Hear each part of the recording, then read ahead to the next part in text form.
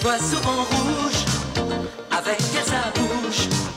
Maggie soleil ou bien Maggie larme, on est sous le charme quand son cœur s'enflamme. Elle joue toute la gamme, au Maggie elle fait sa météo. Chez elle il fait toujours beau, en robe de soir, en pyjama. Elle est la même, elle change de crème, elle change d'extrême, mais elle change pas. Maggie le jour, Maggie la nuit, c'est un poème, un peu beaucoup à la folie, c'est elle qu'on aime. Maggie, Maggie, Maggie, voilà Maggie.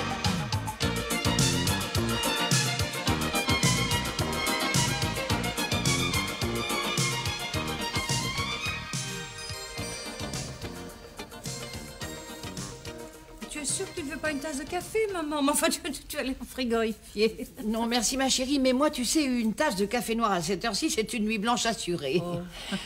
Tout le monde ne peut pas être comme ton mari, n'est-ce pas? Oh, mais ça, c'est exceptionnel, maman.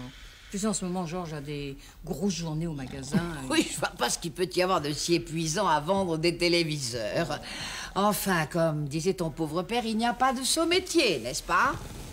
Ceci dit, il commence à se faire tard. Bon, ça, vous partez déjà, belle maman? Ah, vous connaissez le proverbe? Sommeil d'avant minuit de 10 ans prolonge la vie. Oui, alors rien ne presse. Je suppose que je dois accompagner ta mère. Ah non, c'est pas Ah vrai. bon, tu lui as déjà commandé un taxi, hein? Non, c'est-à-dire que maman va dormir à la maison, finalement. Ouais? Vous allez peut-être me trouver ridicule, mon cher Georges, mais quand mon mari est en voyage, je ne suis pas tranquille. D'ailleurs, c'est bien simple. S'il n'y a pas une présence masculine sous mon toit, je ne ferme pas l'œil de la nuit. Ouais, c'est quand j'ai ma belle-mère sous mon toit que je peux pas fermer l'œil. Georges. Maman, on va t'installer dans la chambre de Caro. Hein? Dis-moi, ma petite Marguerite, tu n'aurais pas un endroit plus calme à me proposer? Plus calme? Voyons, maman, à part le chant des petits oiseaux, je vois vraiment pas ce qui pourrait te déranger. Non, mais je faisais allusion au ronflement de ton mari, après l'échantillon que j'ai eu tout à l'heure. Regarde, mais ça, c'est l'inconvénient d'avoir une présence masculine. Qu'est-ce que tu veux?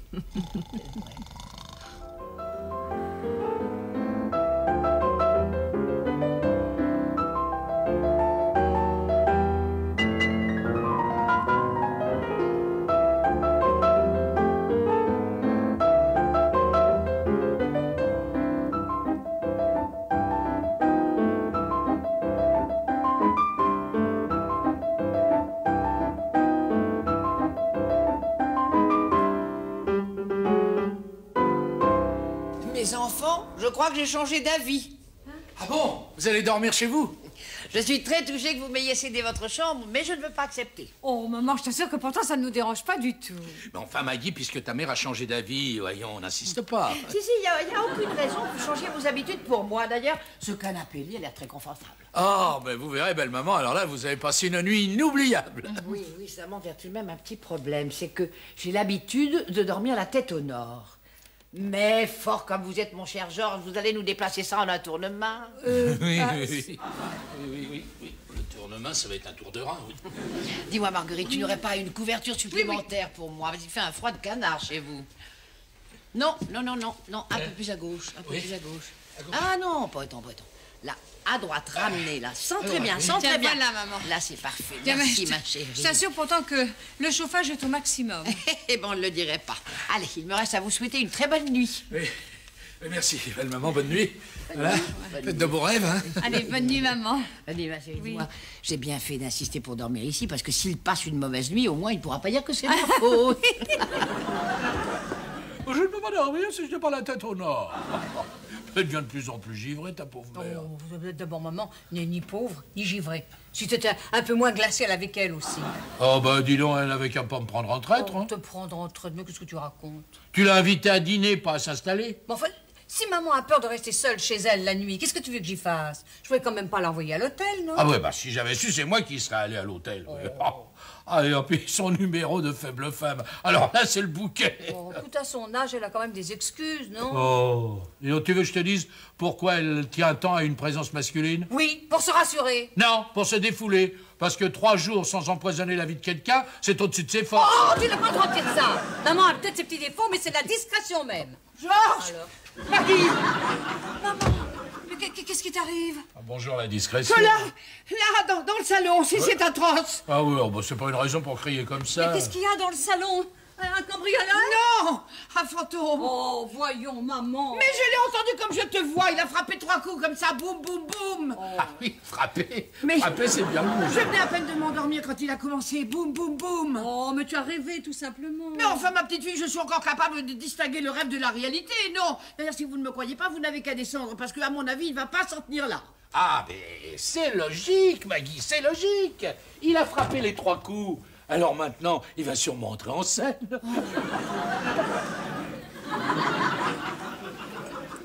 Ah, dis donc, j'ai bien l'impression qu'il vous a posé un lapin, votre revenant. En tout cas, moi, tout ce que je peux dire, c'est qu'à minuit tapante, il a frappé 3 fois. Bah oui, mais c'était peut-être un bruit du dehors, après tout. Oui, enfin, si un fantôme avait squatté notre living, on s'en serait aperçu depuis le temps. Ah, mais ça, mon cher Georges, ça ne veut rien dire. Un fantôme ne s'adresse pas au premier venu. Ah bon? C'est-à-dire que quand il veut venir hanter une maison, il consulte d'abord le bottin mondain. Ah, mais non, c'est pas ce que je voulais dire, non. Je voulais dire qu'un fantôme ne communique pas avec n'importe qui. Alors celui-là a dû sentir que j'étais attirée par le surnaturel. Eh ben nous, on va attirer les emmerdements, oui. Bon, bah, il est inutile d'insister, hein, tu crois pas? D'autant plus que, contrairement au facteur, le fantôme ne frappe jamais 2 fois. Hein. Ouais. Mais moi, je suis sûre que demain, à minuit, il frappera à nouveau. C'est ça, demain il fera jour. Allez, bonne nuit, belle maman, faites de vos rêves. Allez, bonne nuit, maman. Essaie d'oublier toute cette histoire et tâche de dormir un peu, hein. Marguerite, Oui. je crois qu'après ce qui s'est passé, je vais accepter ton offre. Mon offre? Oui, tu m'as bien proposé de dormir dans ta chambre tout à l'heure, non?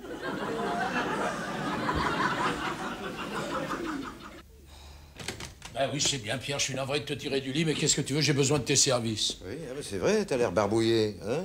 Qu'est-ce qui se passe? Encore cette fichue migraine? Ah non, c'est ma fichue belle-mère. Là, vieux, désolé, mais ce n'est pas un médecin qu'il te faut, c'est un tueur à gages. Ah, tu connais pas la dernière? Hier soir, elle a entendu frapper des coups dans le living, elle est persuadée que c'est un fantôme. Un fantôme, ouais. Alors là, de 2 choses une, ou elle se tape ton whisky écossais en douce, ou alors son appareil acoustique est détraqué. À mon avis, c'est elle qui est détraquée. Enfin, connaissant ton tact, je me suis dit qu'en tant que médecin, tu pourrais peut-être la raisonner, tu comprends? Mon vieux Georges, au nom de notre très vieille amitié, je te promets d'essayer. Mais si la mère ressemble à la fille, je ne te garantis pas le résultat.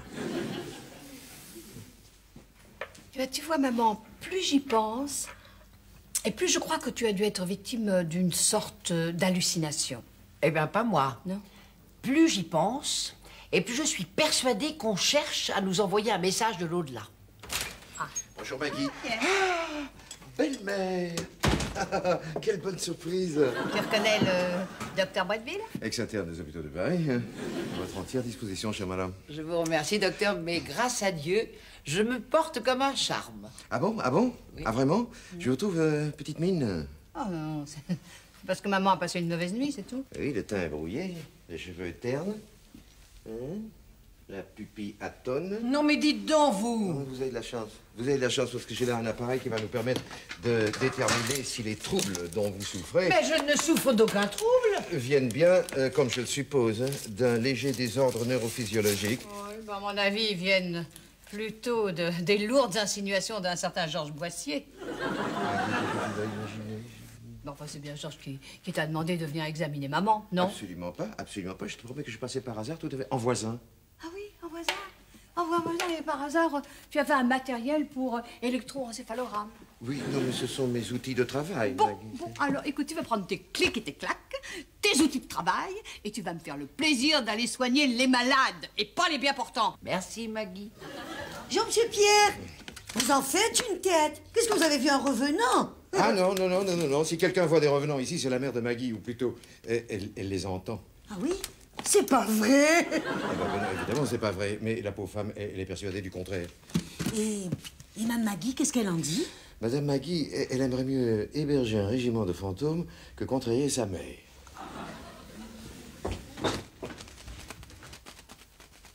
Ma belle-maman? Oui, Rose? je voulais vous dire, à propos de votre fantôme de cette nuit. Vous l'avez entendu, vous aussi? À minuit? Oh ben alors j'aurais pas pu, hein, non, non. Mais je crois que j'ai trouvé l'homme qu'il vous faut. Ah non, merci, j'ai déjà eu droit ce matin au docteur Jekyll. Bretteville. Bretteville. Non, le docteur que je vous parle, moi, c'est pas comme le docteur Pierre. C'est un parapsychologue. Un psychologue? Et pourquoi pas un psychiatre pendant que vous y êtes? Enfin, c'est incroyable, dans cette maison, on ne peut pas prononcer le mot fantôme sans qu'immédiatement tout le monde vous traite de folle. Eh ben, je commence à comprendre de qui elle tient, ma Maggie. Non, mon docteur à moi, c'est le docteur Elzébor. C'est un spécialiste des sciences du culte. Vous voulez dire des sciences occultes? Oui, mais seulement d'après ma Maggie, il faut que je dise la cravate du docteur et surtout pas la cravate au docteur. Du tout la même chose. Enfin, ça ne fait rien. Et dites-moi, vous connaissez un moyen d'entrer en contact avec le professeur Elzébor? Ben oui, il a qu'à lui téléphoner.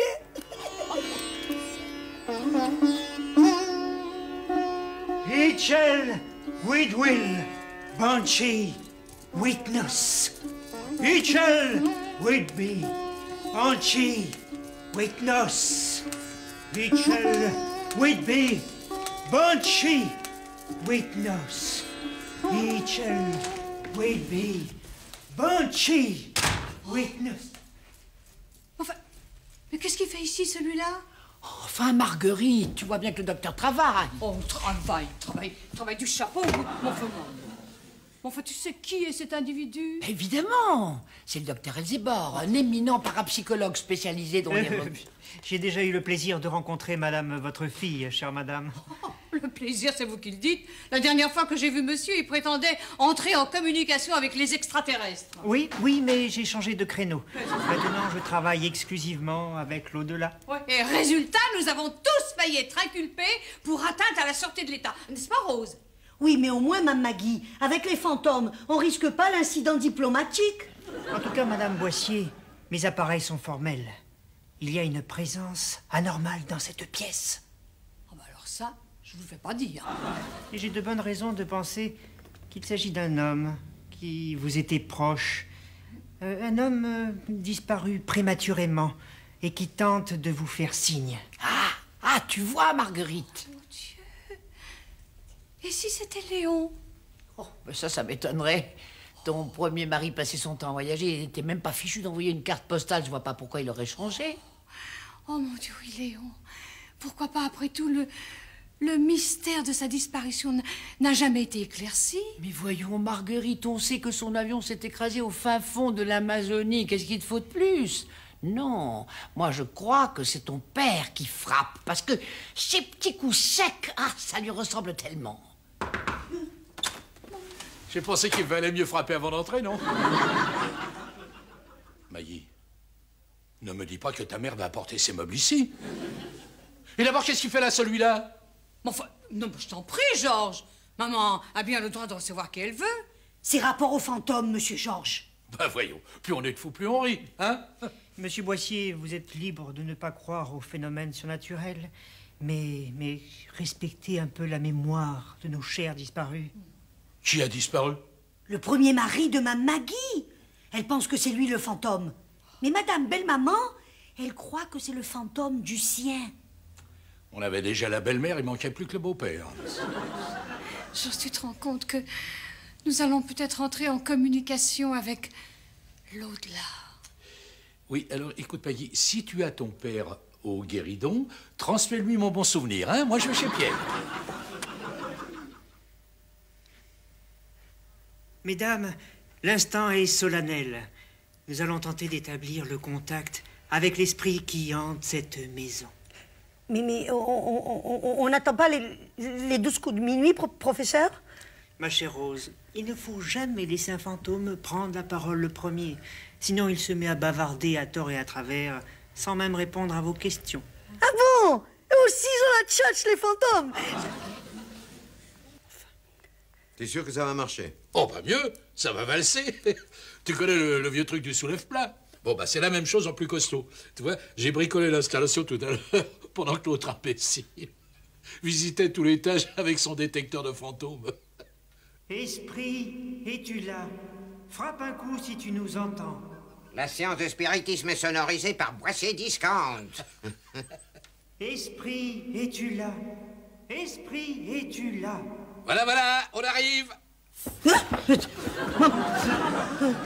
Tu es l'esprit du général Bernardini? Colonel Bernardini, le pauvre est allé au ciel avant d'avoir obtenu ses étoiles. Si vous êtes le colonel, frappez un coup. C'est le colonel.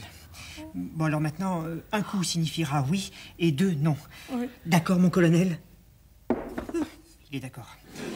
Allez-y, posez votre question, madame. Moi? Es-tu bien là-haut, mon chéri? Je ne te manque pas trop?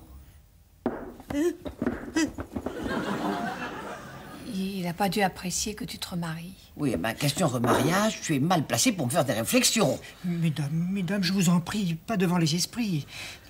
Demandez-lui plutôt s'il a rencontré votre premier mari. Ah oui. Oui. Papa, est-ce que, par hasard, tu aurais croisé Léon là où tu es? À ton avis, qu'est-ce que je réponds, là? Tu réponds oui. Ah non, ce serait pas honnête. Quand on n'a pas retrouvé son corps, Maggie est persuadée qu'il est encore vivant quelque part au fond de l'Amazonie. C'est grotesque, à supposer qu'il n'ait pas été tué dans l'accident. Il aurait été bouffé par les crocodiles. Ou bien passé à la marmite par les affreux Marouanis. Oh ben, si l'esprit ne veut pas répondre, Madame Boissier, n'insistez pas. Posez une autre question. À moi maintenant, à mon tour. Papa, je voulais te demander, est-ce que Georges m'est fidèle? Oh, le monstre! Oh, est-ce que... il m'a souvent trompé? Oh, alors ça, il va avoir de mes nouvelles! Bon, combien de fois... Ah non! Ah non, arrête! Ah non, Pierre, arrête, non, ça suffit maintenant, c'est plus drôle. C'est pas drôle, non, c'est très drôle.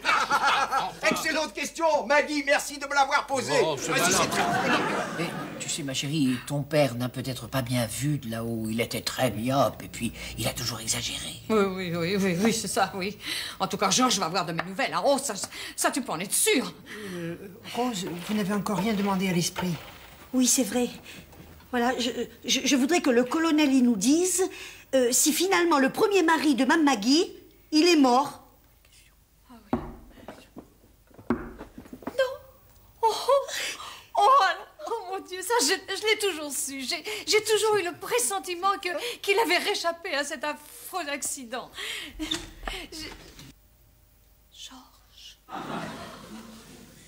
Alors là, j'exige des aveux complets. Oui. Eh ben, les aveux, c'est lui qui va les faire. Allez, Pierre. Bon, Maggie, c'est moi. C'est toi quoi? C'est moi qui ai fait bouger la table avec ça. Mensonge et billevesée. Ah oui, eh bien, vous allez voir. Voilà, mais c'est Georges qui a fait l'installation. Oh. Et voilà. Alors c'était ça? Bah, évidemment, Maggie. Enfin, tu sais bien que jamais je ne t'ai trompé. Mensonge et billevesée. Enfin, pas autant que ça. Enfin, je veux dire, c'était une plaisanterie innocente. Et évidemment, Pierre en a fait trop, comme d'habitude. Ah, c'est spirituel, vraiment. Hein. Ah, des enfants de 5 ans. Pour vous, passe encore Georges May pour Pierre, un ex-interne des hôpitaux de Paris. Oh, tous des charlatans. J'aurais que moi! Madame Boissier, c'est un malentendu. Un malentendu, c'est vous qui êtes un malentendant. Il n'y a jamais eu le moindre esprit frappeur ici. Je sais pas s'il me retient de vous frapper dessus. Minuit, le fantôme. Alors là, je vais vous décevoir. Ça, c'est tout sauf un revenant. Vos radiateurs, monsieur Boissier, vous avez pensé à les purger avant de remettre le chauffage en route? Oh non. Ben, ne cherchez plus. Ça, ce sont des poches d'air dans la tuyauterie. Alors, quand la pompe se met en route, ben, ça cogne. Ça, c'est le coup classique. Vous en êtes sûr? Chère madame, contrairement à la parapsychologie, la plomberie est une science très exacte. Et alors là, pour une fois, tu peux le croire, parce que si j'ai bonne mémoire, le seul diplôme que possède ce monsieur, c'est un CAP de plombier. Oui, avec mention bien. Vous ne serez pas venu pour rien, cher docteur. C'est vrai, ça, finalement. Il a trouvé la clé du mystère. Et au garage, il va trouver toutes les clés nécessaires pour purger les radiateurs. Allez, où? Exécution. Enfin, le seul problème, c'est qu'entre le déplacement et la main-d'œuvre, ça va vous coûter plus cher qu'une simple séance de spiritisme. Quoi? Quoi? Bonjour, maman. Bonjour, ma chérie. Eh ben, j'espère que tu as bien dormi cette fois. Oh, comme un ange. Et puis maintenant, il fait une température décente chez toi. Eh ben, moi, j'ai pas arrêté de retourner toute cette histoire dans ma tête. Dis donc, tu sais, tu te souviens quand Rose a posé sa question au guéridon, quand elle a demandé si Léon était bien mort? Oui, eh bien. Eh ben, il a répondu non. Mais enfin, Marguerite, tu sais très bien que Pierre t'a expliqué que c'est lui qui frappait les coups. Mais ceux d'avant. Mais quand Rose a posé sa question, ben, il était en train de se bagarrer avec Georges et il venait de casser leur gadget. Enfin, Marguerite, ne prends pas tes désirs pour la réalité. Tu sais très bien qu'il est absolument impossible, matériellement, que Léon Genet soit vivant. Puis veux-tu que je te dise, Elzébor est un excellent plombier, mais comme médiol, il ne vaut pas un clou. Ça, alors, tu sais, c'est en forgeant qu'on devient forgeron. Hey, Il a peut-être, je sais pas moi, il a peut-être fini par avoir le fluide. Bonjour, ma Maggie.